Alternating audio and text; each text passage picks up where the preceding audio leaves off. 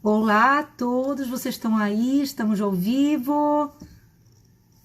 Meus alunos, meus seguidores.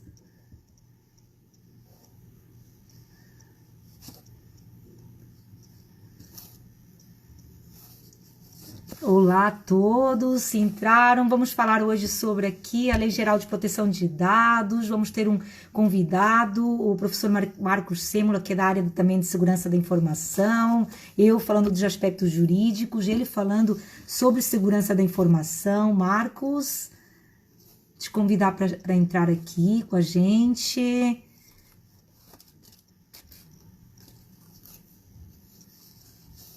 Fazendo aqui o convite para o professor Marcos para entrar com a gente ao vivo.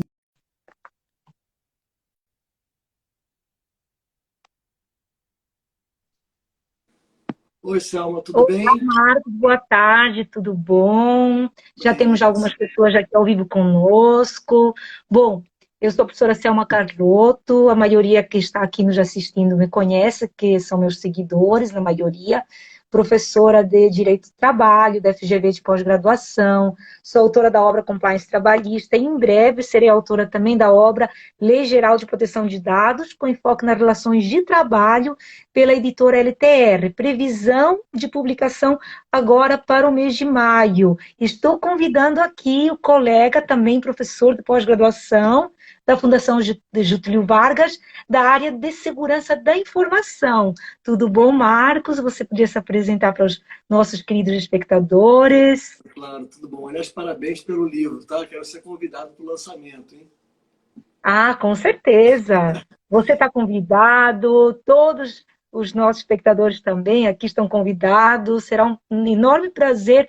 Não sei se a gente vai ter, primeiramente, aqui um lançamento presencial ou virtual, vai depender muito desse momento que a gente está presenciando, se a quarentena já tiver acabado, mas no mínimo a gente vai fazer aqui um bom lançamento virtual e Um depois a gente faz um o coquetel lançamento virtual. com coquetel, primeiro coquetel virtual e o próximo depois presencial, assim que tudo voltar, se Deus É, quiser. ótimo. Bom, boa tarde a todos. Obrigado, Selma, pelo convite. Meu nome é Marcos Sêmola, eu sou sócio de Cybersecurity de uma Big Four, né, da UI. Sou professor da FGV há 20 anos, aliás. Completei 20 anos Eu esse estou por ano. ali, mais ou menos 15 anos eu estou lá, um pouquinho, Então, bastante sou tempo, mais né? recente. E dedico, de fato, profissionalmente à área de segurança da informação há umas 2 décadas e pouquinho. Então, achei muito oportuno a gente bater um papo com o teu público, né, especialmente advogados que têm interesse em todos os desdobramentos da Lei Geral de Proteção de Dados. Nós sabemos que existem muitas lacunas ainda, né? Lacunas por força da ausência de uma autoridade, por força de se tratar de um assunto muito novo, está todo mundo muito experimentando aí o uso de dados. Então, eu acho que tem assunto aqui para umas 10 horas de live. Uma pena que o Instagram não deixa. Né? É, pena que ele nos derruba em uma hora, né, Marcos? Não, É, mas está ótimo. Bom, e assim fazendo uma pequena introdução, considerando que nossos dispositivos, nossos celulares, a gente sabe, a gente está aqui falando, já vem ali uma mensagem sobre aquilo que a gente ali está conversando. Hoje, com a internet das coisas, com a conexão que a gente tem no mundo atual, com a evolução tecnológica, nós necessitamos de uma proteção de dados mais sólida, porque hoje os dados estão sendo transferidos, compartilhados a nível mundial de forma desenfreada. Tivemos vários escândalos, né, incidentes de segurança da informação. Um deles, que foi assim de grande repercussão, foi o da Cambridge Analytica com o Facebook. No caso da Cambridge Analytica com o Facebook, que a gente teve por teste o caso do Brexit, e foi exatamente o caso que acabou direcionando as eleições do presidente dos Estados Unidos em 2018. A gente teve aqui um acordo de simplesmente, pensando que é um acordo de 5 bilhões de dólares com a Federal Trade Commission. Por quê? Porque a gente está falando de dados. E hoje os dados valem mais do que petróleo. E por isso a gente precisou de devolver, na verdade, a propriedade desses dados para seu verdadeiro titular, para as pessoas naturais, para as pessoas físicas. E em regra, me pergunto, e professora, por que quando a gente fala da LGPD, a gente só está falando de dados das pessoas naturais? Porque são razões, na verdade, históricas. A proteção de dados, ela vem também de um outro direito fundamental, que é a privacidade, a própria privacidade. Então, a gente tem algo maior que a privacidade e dentro do seu desdobramento, a gente tem a proteção de dados. Na verdade, a proteção de dados, ela já não é nova, principalmente quando a gente está falando de União Europeia. Quem falar que ele sempre na União Europeia, na verdade está enganado, porque na União Europeia temos legislação de proteção de dados já desde 1995, que é a Diretiva 95/46, a qual, na verdade, não era um documento ainda vinculativo para todos os países da União Europeia. Cada um precisava, para ela ser aplicável, da sua legislação interna.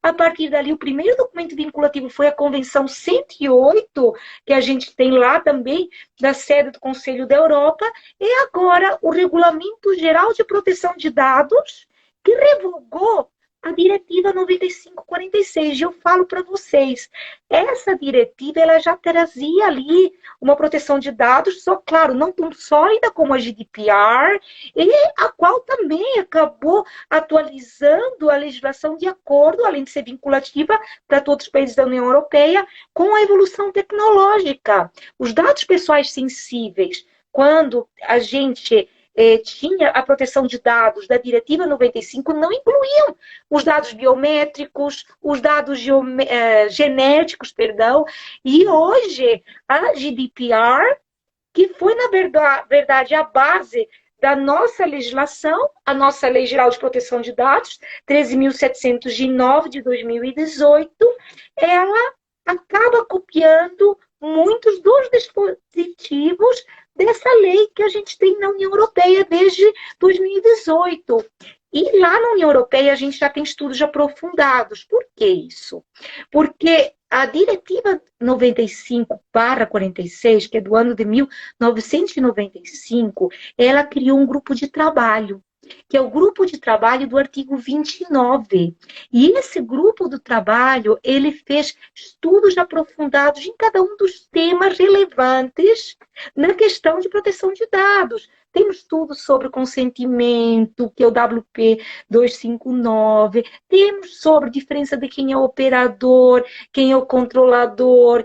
Claro, quando a gente fala da versão em português da legislação da União Europeia, eles falam lá, contratante e subcontratante, que é a nomenclatura que é correspondente à nossa lei aqui do Brasil para controlador e operador. Temos também estudos sobre o DPI, que é o nosso relatório de impacto à proteção de dados, que é uma ferramenta importante de compliance, porque ela acaba mitigando, na verdade, os riscos quando a gente está falando de proteção de dados. E agora a gente tem aqui a nossa lei para entrar em vigor, certo, professor? Em agosto de 2020. E o que é que acontece? Estão querendo novamente adiar a nossa Lei Geral de Proteção de Dados, que tem previsão para agosto de 2020. Já não é o primeiro projeto de lei que a gente tem com a intenção de adiar essa legislação. É uma cultura que a gente tem, na verdade, de adiar tudo. Não é, professor? E aí o que é que acontece? Por conta disso, nosso país vai acabar ficando em descrédito a nível internacional. Como o único que não foi capaz de colocar uma lei ali de proteção de dados em um prazo que seja ali razoável. Até o Código Civil, que é uma lei muito mais complexa, teve uma vacatio legis muito inferior à Lei Geral de Proteção de Dados. Vou até passar a palavra e depois eu continuo, senão eu vou falar muito, professor. Não, claro. Na verdade, bom, deixa eu abrir dois parênteses. O primeiro para dizer o que seria de nós sem os advogados, para controlarem tantos artigos e tantas leis quanto as que você citou em 15 minutos, né? Ainda bem que vocês e a gente de vocês, porque a Privacy by Design, né, que a gente fala que a arquitetura em todo negócio aqui na proteção de dados precisa de quem? Quem dialoga junto hoje? Jurídico e segurança da informação. Sem dúvida Sem nenhuma. jurídica e segurança da informação, não há proteção de dados. É isso mesmo. E aí, abrindo um segundo parêntese, só para fazer uma brincadeira bem recente, você mencionou no início que o dado era o novo petróleo. É uma frase já antiga, mas muito aplicável, porque cria uma associação da importância do valor do dado para o mundo atual e para as empresas, comparando com um ativo natural que representa riqueza, né? Talvez essa frase não seja tão aplicável na última semana, quando o petróleo atingiu seu nível mais baixo, né? Os contratos futuros de petróleo chegaram a valores negativos. Mas deixando esse detalhe de lado, o fato é que, de fato, a gente está numa sociedade da informação, onde o dado é a matéria-prima para se produzir conhecimento, e é o conhecimento bem aplicado que faz a diferença nas empresas, tornam empresas mais ou menos competitivas. Então, esse cenário, ou esse ambiente de negócios, é que faz com que surjam grupos de criminosos, de cybercriminosos, de hackers, com o intuito de atentarem contra a proteção e a segurança das empresas, com o intuito de obter esses dados e produzir riquezas com eles, ou até mesmo usá-los como um instrumento de... chantagear até as empresas, vamos dizer. Chantagem. A LGPD, que é o objeto da nossa conversa hoje, ela é um reflexo de um ganho de maturidade global da necessidade de definir limites para as empresas no trato de informações pessoais.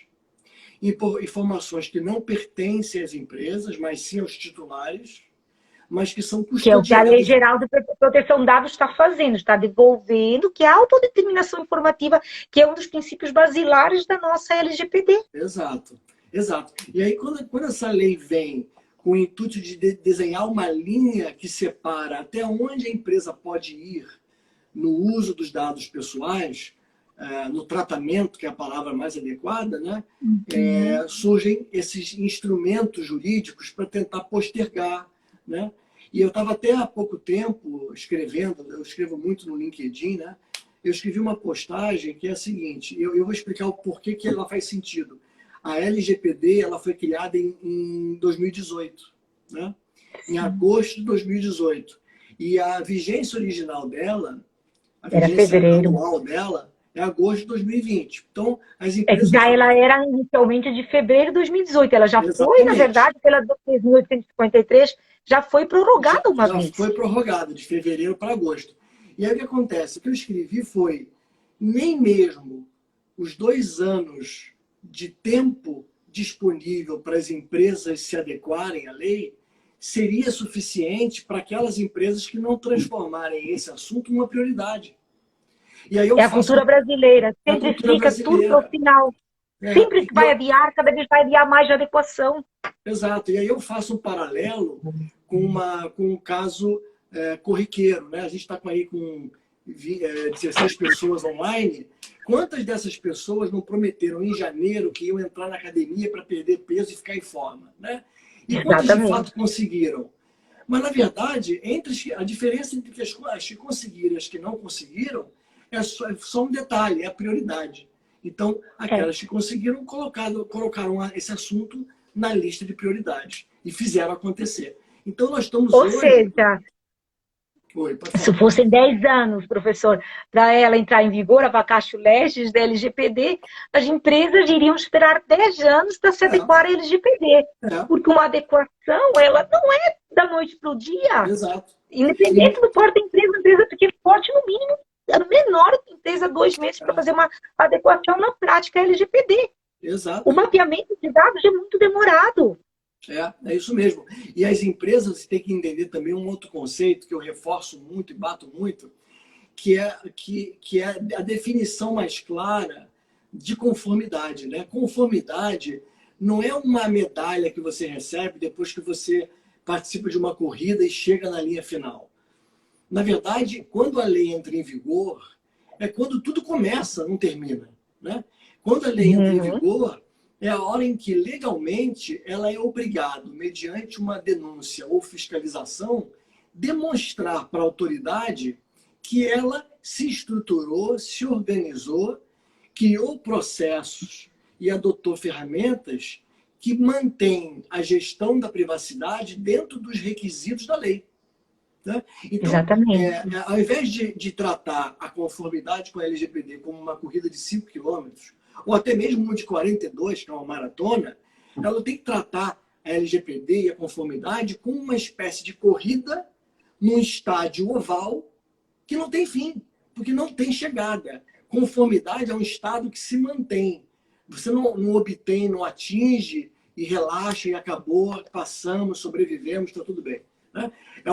Eu concordo, uma mudança de cultura e de processos para que a empresa passe a zelar pelos dados que não lhe pertencem, tratando-os com o respeito que a lei impõe.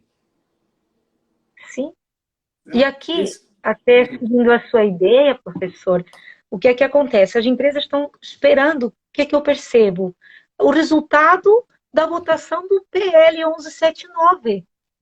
Muitas pararam sua adequação porque estão pensando, eu vou ter um tempo maior, vamos esperar a votação do PL 1179, que é um PL próprio, até é muito bom na questão aqui desse momento emergencial, mas não quanto à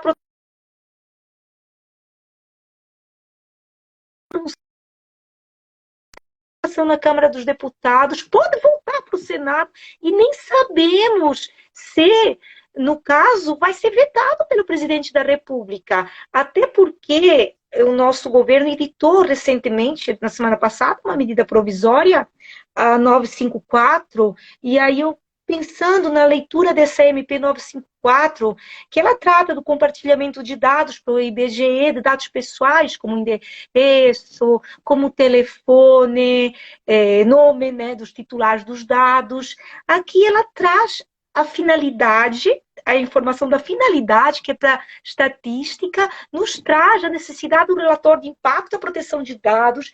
Essa medida provisória 954, ela está dialogando com a LGPD, porque ela, inclusive, ela menciona a LGPD e traz a necessidade do IBGE fazer o relatório de impacto à proteção de dados. Então, a gente vê aqui que o governo ele está caminhando num sentido, quando editou essa medida provisória, na verdade, de adequação à Lei Geral de Proteção de Dados. Então, não adianta a empresa ficar esperando o adiamento da vigência. E ainda existe ali uma discussão que agora a Câmara dos Deputados, não sabemos se vai passar, como eu falei, mas pode ser derrubado um dos incisos. Pode acontecer de entrar em vigor agora, em agosto de 2020, toda a Lei Geral de Proteção de Dados, com adiamento para agosto de 2021 das sanções administrativas lá do artigo 52, ou então toda a lei entrar em vigor em janeiro de 2021. E a gente tem ali uma folga de quanto? De agosto a janeiro, 4 meses aproximadamente. Não dá tempo de a empresa fazer.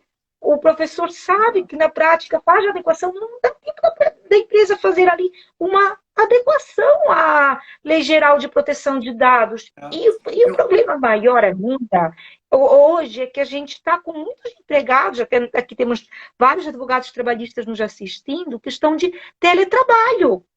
E esses empregados que estão no home office, eles estão ali tratando dados de clientes da empresa. E sabemos que, inclusive, nas relações de consumo, a gente já tem várias ações coletivas.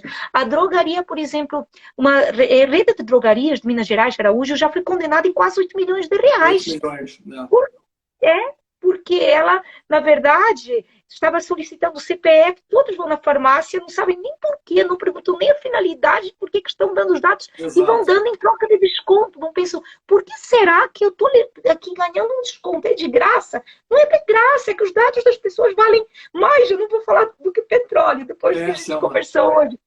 Mas aqui, os maiores valores são dados de reputação.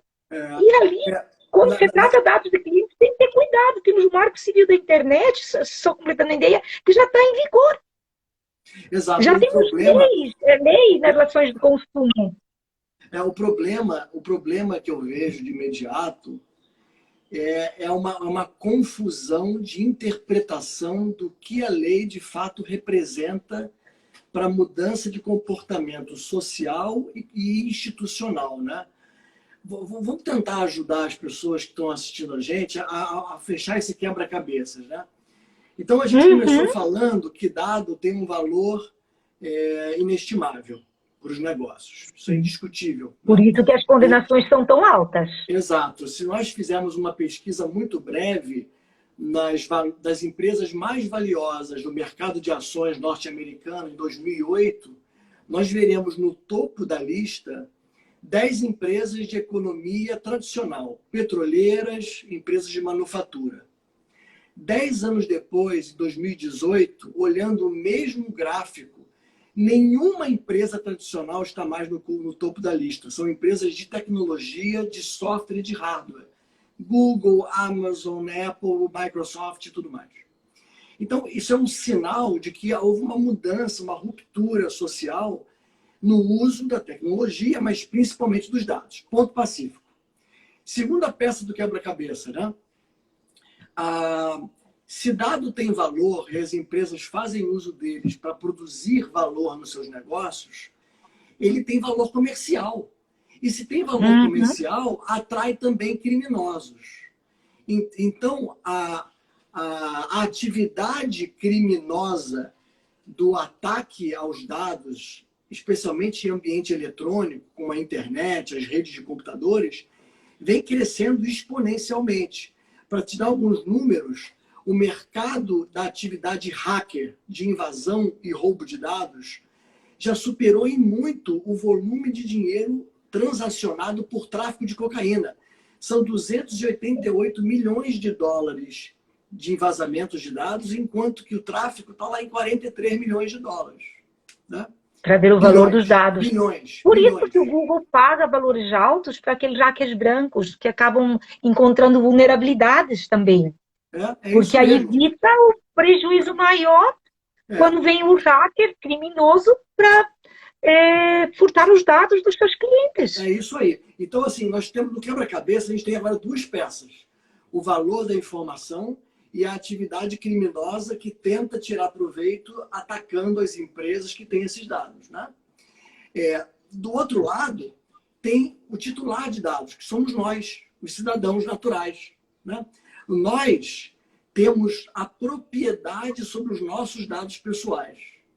Só que essa cultura do digital, né, ela é tão nova que é difícil que as pessoas percebam que quando ela vai a uma farmácia comprar um remédio e a atendente do caixa pede o CPF, ela não percebe o valor e a importância desse número e dá em troca de nada.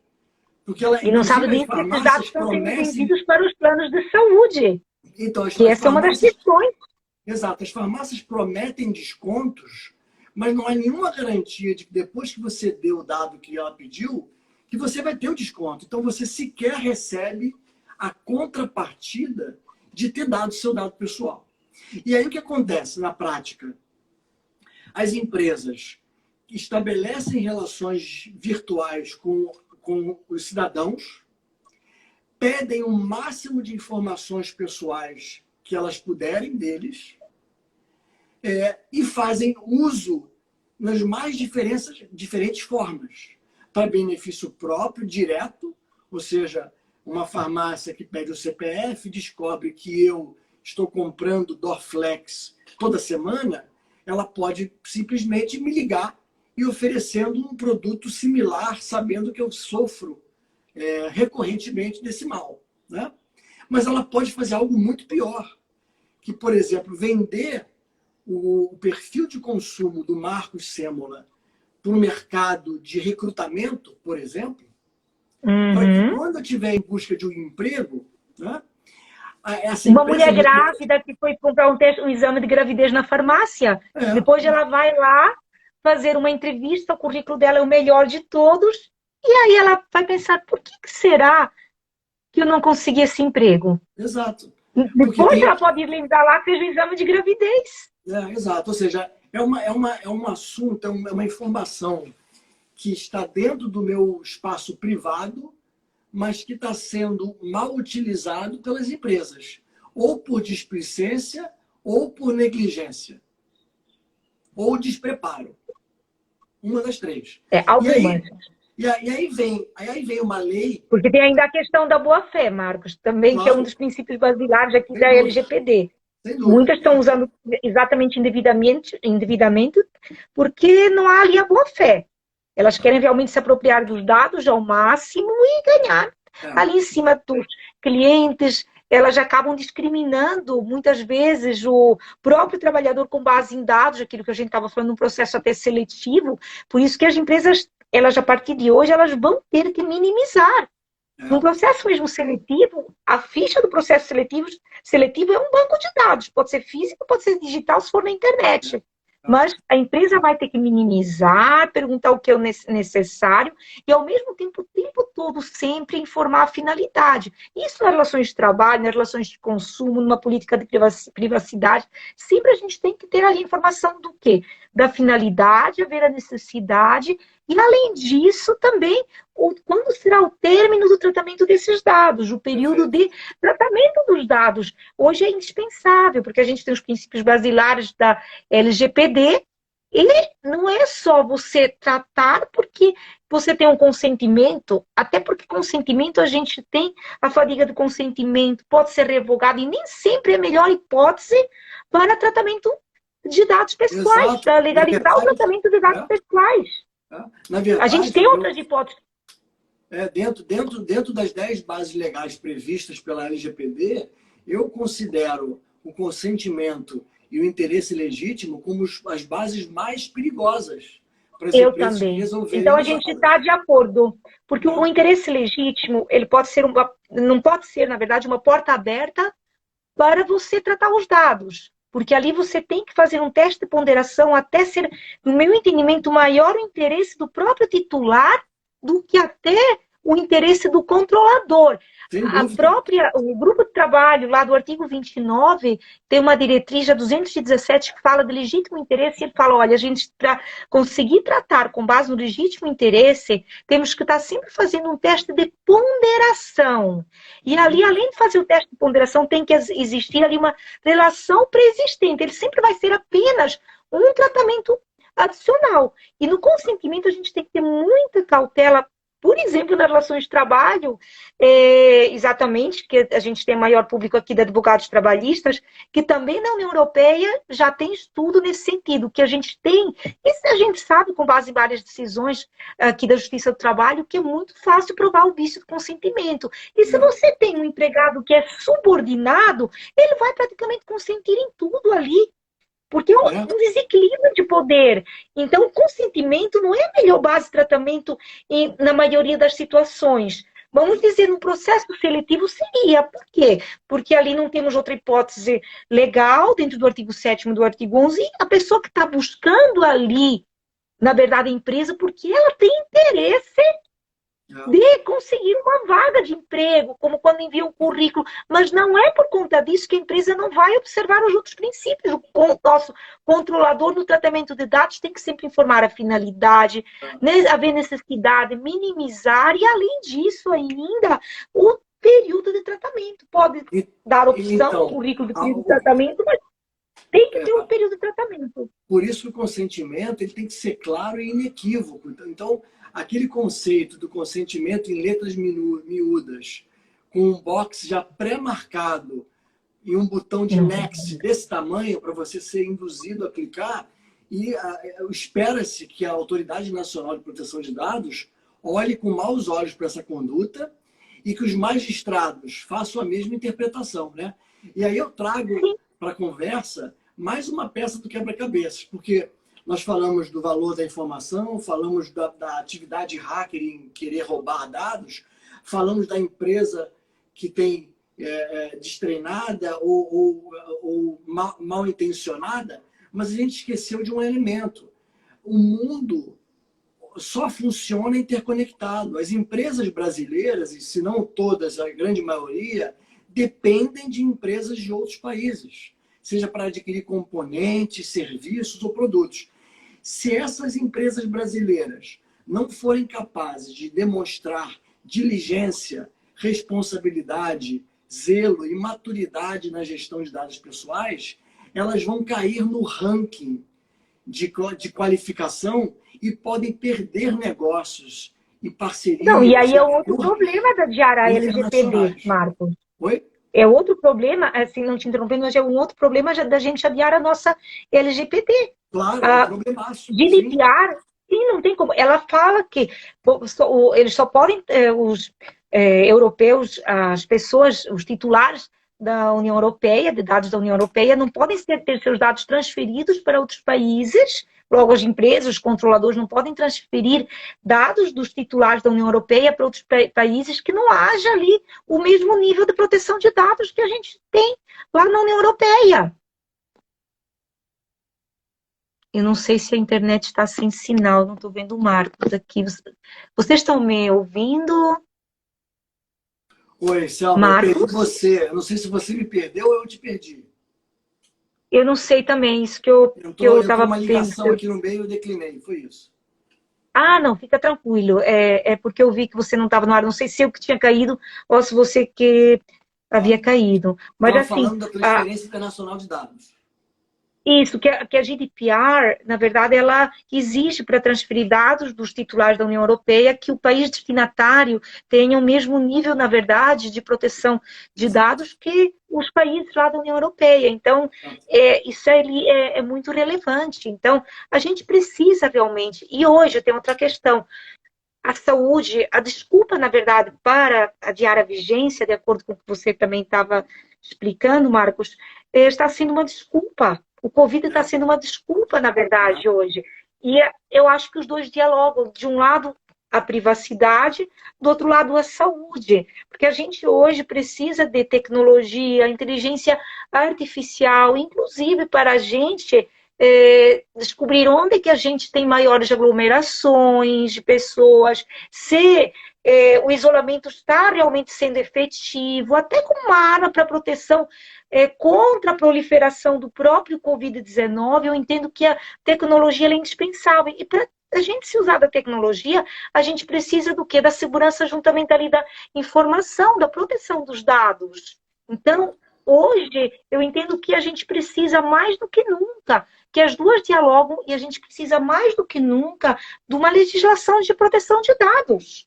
É indispensável hoje. Não adianta a gente adiar, porque a gente realmente tem compartilhamentos aqui.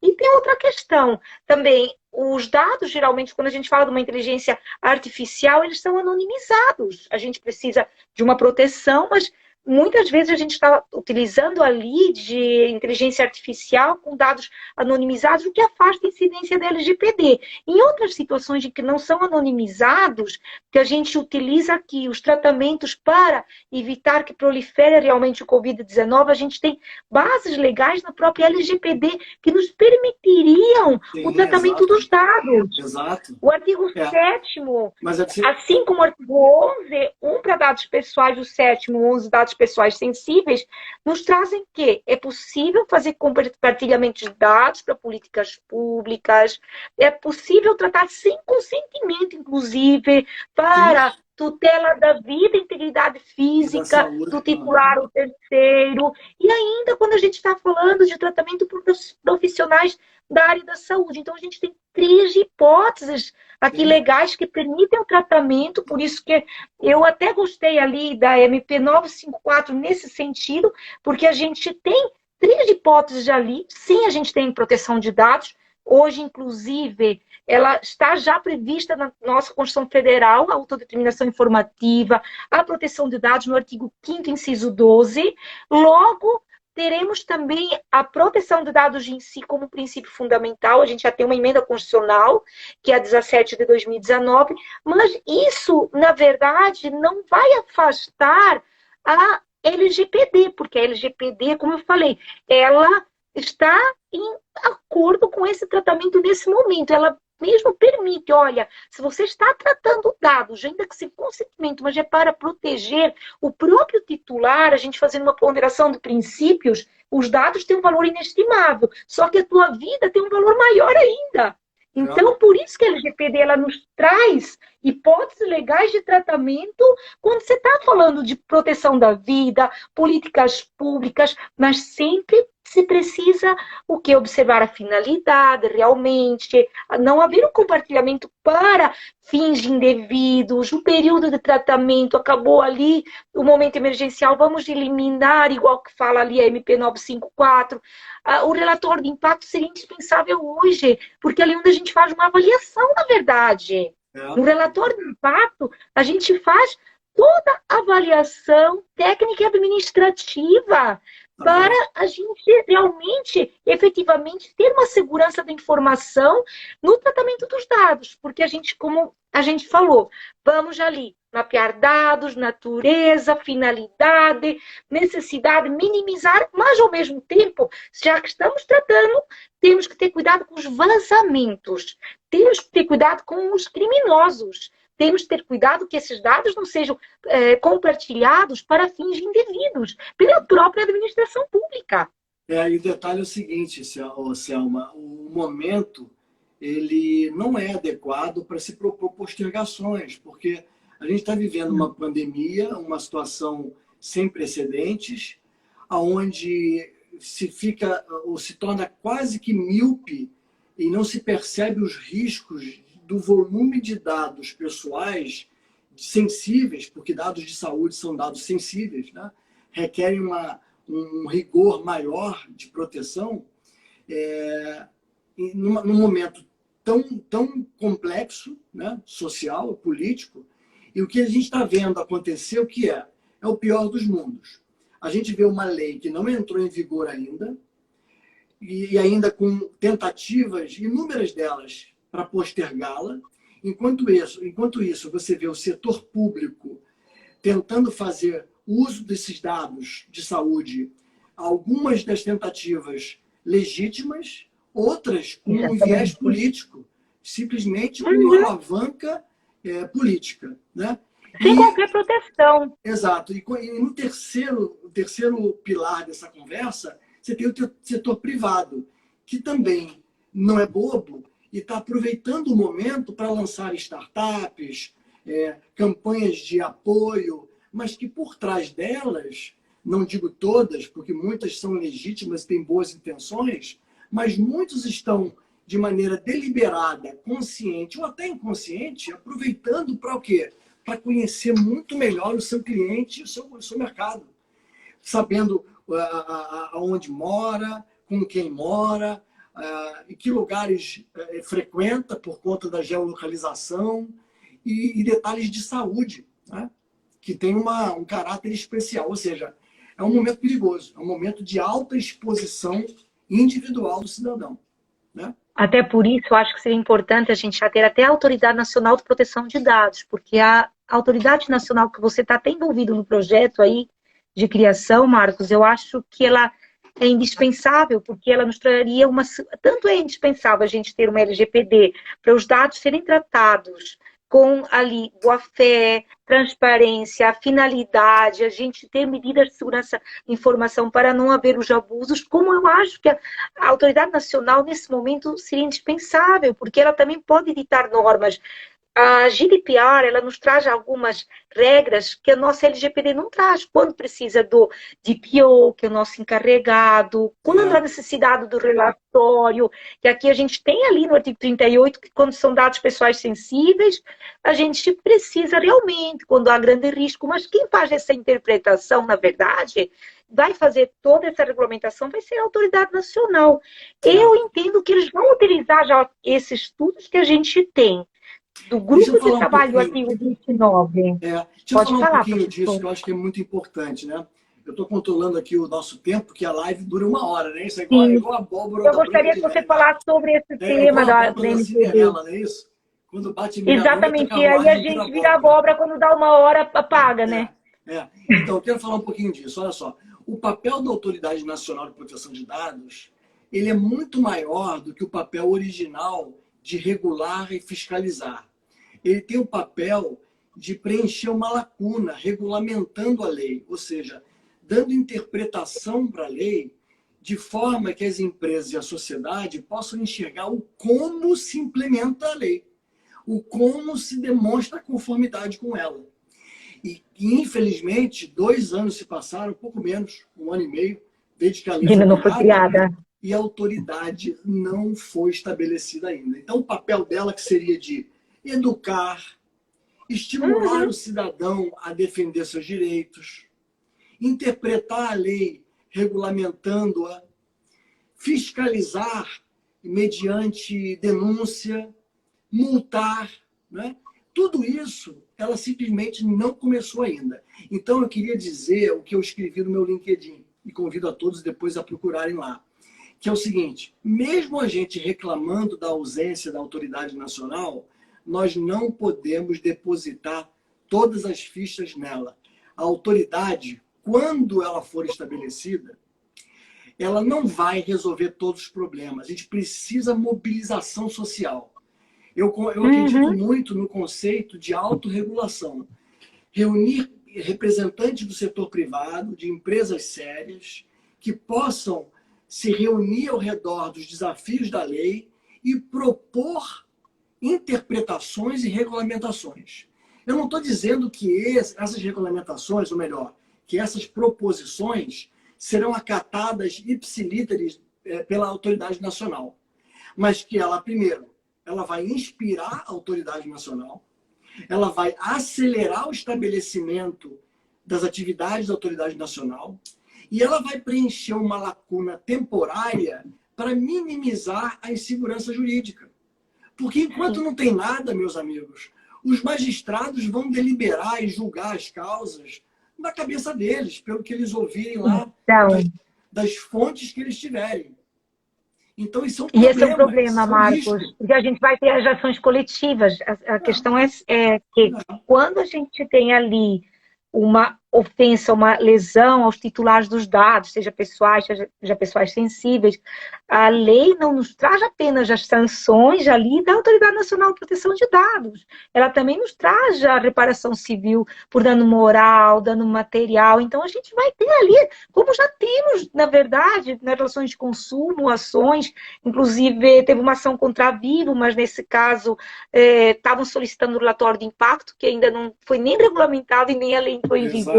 Foi julgada improcedente, a Vivo acabou provando que realmente ela só estava comercializando aquele dispositivo de mídia geolocalizada com base no consentimento, era o ônus da prova dela, mas a gente vai ter aqui uma segurança jurídica muito grande para as empresas enquanto a gente não tiver toda essa regulamentação, porque então, a gente vai ter interpretações do judiciário. Na esfera também trabalhista, o judiciário vai acabar julgando várias ações coletivas, não só do Ministério Público, como de sindicatos. A gente tem as ações coletivas do Ministério Público do Trabalho, temos dos sindicatos, fora as sanções da NPD. Mas o problema... Que essas sim podem ser postergadas para agosto de 2021. Mas eu digo, no máximo janeiro de 2021, se adiar esse curto prazo, que é tão exíguo para janeiro de 2021, o que é que vai ocorrer? A gente, em janeiro máximo, vai ter ali ações coletivas também nas relações de trabalho. Então, mas, Selma, o problema que você descreveu e eu corroborei é de que, diante de todas as imperfeições que a gente já viveu até agora, do desenrolar da lei, da ausência da autoridade, não pressupõe que a solução seja postergar. Pelo contrário, a postergação é empurrar para depois um problema que já existe hoje. Então, eu sou da linha de encarar o problema, ou seja, deixa a lei no prazo que ela tem, afrouxa a fiscalização, porque também não faz sentido cobrar sem ter educado, né? Não adianta cobrar sem instruir o cidadão e as empresas, né? Mas isso pelo menos mantém a sociedade com a guarda alta, né? Alerta, atenta e tendo que se mexer. Agora, postergar, ela gera um problema duplo. Ela empurra para frente o problema e ela produz, especialmente no brasileiro, pela cultura dele, o senso de que ainda existe chance dessa lei não funcionar no Brasil. Então, isso aí derruba completamente as mobilizações corporativas, né? Porque vai ser é um prejudicial para as sinal empresas brasileiras, para o nosso, na brasileiro. verdade, mercado com. É, porque a gente vai quebrar relações com outros países. É um Uma sinal empresa ruim, né? multinacional não vai investir aqui numa empresa que não esteja adequada à LGPD. Exato, é um sinal ruim. Ô, Selma, vamos fazer uma brincadeira? Isso aqui é uma live, a gente está batendo um papo, não tem script, não tem nada. Sim, Faltam 10 minutos para o nosso tempo acabar. Vamos ver se alguém tem alguma pergunta, porque aí fica uma coisa interativa, né? sim, senão só nós dois estamos aqui conversando. A É, gente passou aqui o máximo de informação, é. mas Vamos estimular, infelizmente o tempo é muito curto, vamos é estimular aí, ó. verdade. Eu estou vendo agora 1.900 pessoas ao vivo. Estou inventando dois números, tá? Mas tudo bem. Vamos ver se alguém tem uma pergunta aí para gente. Alguma dúvida sobre proteção de dados, LGPD, adequação, estamos aqui à disposição. Se alguém tiver alguma dúvida, eu acho que eles não estão com muitas Vamos ver, dúvidas, não. vamos dar mais um minutinho para ver se tem. Tem vários elogios aí, o Tá pessoal está ótimo. gostando. O pessoal falou que você é excelente. Ó, Não, tá ótimo. Que bom. vamos Agora lá, veio uma uma carinha pergunta, da uma Camila. pergunta, sabe por quê? Mesmo que quem esteja aqui online, nem todos sejam advogados, né? O assunto impacta todo mundo, cada indivíduo que tem seus dados Todo pessoais. mundo. Então pergunta aí, alguma coisa. Eles estão falando que está muito esclarecedor, que não precisam perguntar. Então vamos falar um pouquinho, então, Selma, desse caso, por exemplo, do governador de São Paulo, né? Que procurou inovar. Ah, tem uma pergunta aqui. Qual a Olha, temos uma importância? pergunta aqui, ó, do Gedson. Qual a importância da criação da Autoridade Nacional de Proteção de Dados e como suporta a implementação da Lei Geral de Proteção de Dados? Como eu A havia gente falado, o falou. professor está envolvido aqui na criação,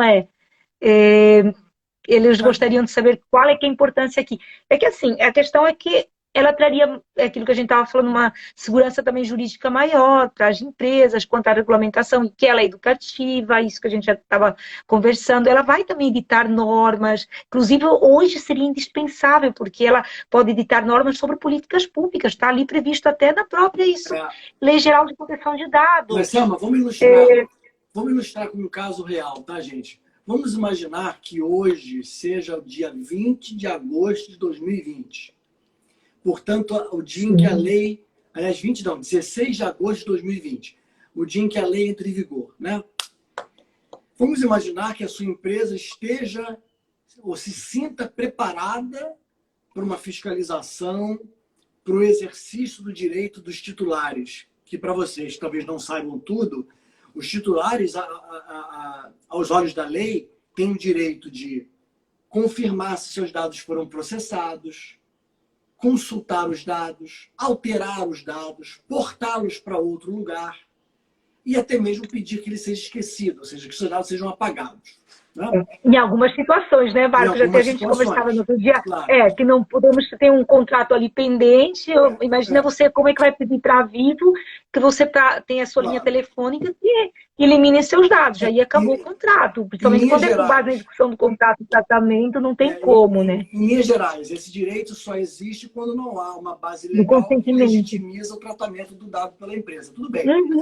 Mas começou... Principalmente quando é o consentimento à base legal. Eu tenho, então, duas empresas. Uma que realmente investiu muito tempo e se diz preparada, e a outra que não fez nada. E aí um titular entra em contato com elas dizendo: boa tarde, eu soube que hoje a lei entrou em vigor e eu gostaria de exercer o meu direito ao esquecimento, à deleção dos meus dados. Tudo bem? Eu pergunto a vocês, sem uma autoridade nacional de proteção de dados, vocês saberiam dizer qual é um instrumento reconhecido legalmente, um instrumento técnico reconhecido legalmente, de autenticação e identificação do titular na hora dele pedir aquele direito? Será que basta eu receber um telefonema? Será que aquilo é o bastante para eu ter certeza de que o Marcos é o Marcos e por isso eu vou atender o direito dele? Será que eu preciso que ele vá a um posto, ao meu escritório, ao posto dos Correios, com uma identidade para dar legitimidade àquele pedido? Ou seja, são lacunas que a lei não explica, porque a lei diz o quê? ela não diz o como.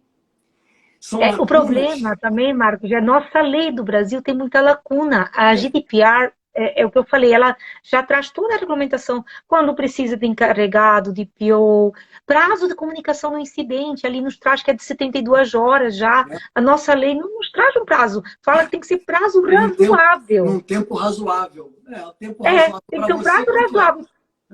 A NPD lá está escrito que é a NPD que vai falar qual é esse tempo razoável. Então, seria hoje indispensável a gente ter realmente uma Autoridade Nacional de Proteção de Dados, mas eu entendo que agora eles vão acelerar nessa criação, porque não vai ter como mais adiar, vamos dizer que, na pior das hipóteses, que seja criada a lei por 4 meses e a Autoridade Nacional ela já foi criada.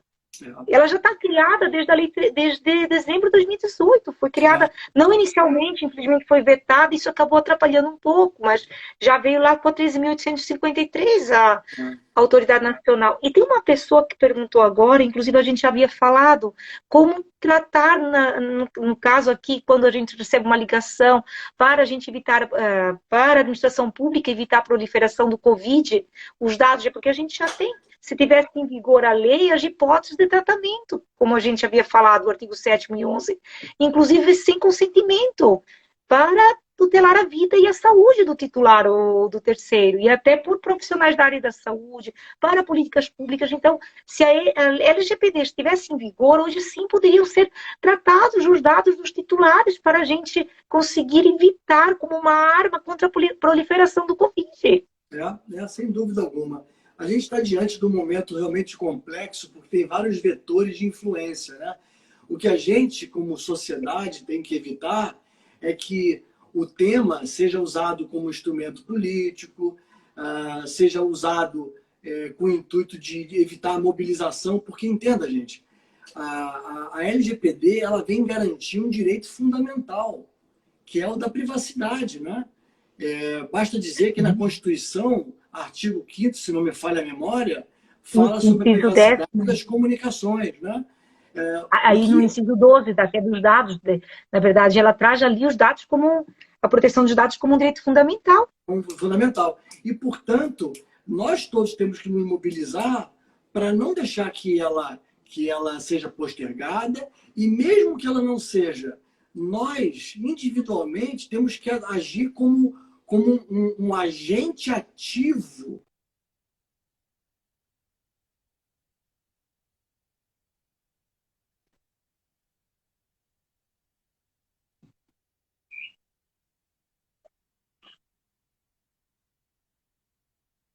Sim, você é o dono dos seus dados.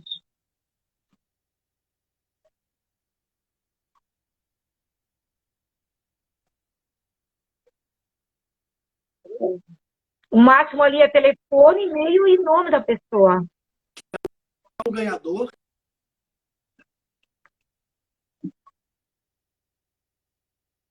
Telefone. Até para uma garantia, né? Para comunicar o ganhador. Seu partido político, seu time de futebol. Nada disso. E lá no formulário tem de tratamento de dados é o de sortear um bem material durante o Natal, com o intuito de premiar os frequentadores assíduos do shopping center. Sua data de sorteio é dia 25 de dezembro. O premiado vai receber o prêmio até 1º de janeiro, e após essa data, todos os dados tudo informado. serão deletados. Até porque o consentimento ele tem que ser informado, tem que ser livre, informado e inequívoco, senão ele não vai ser válido.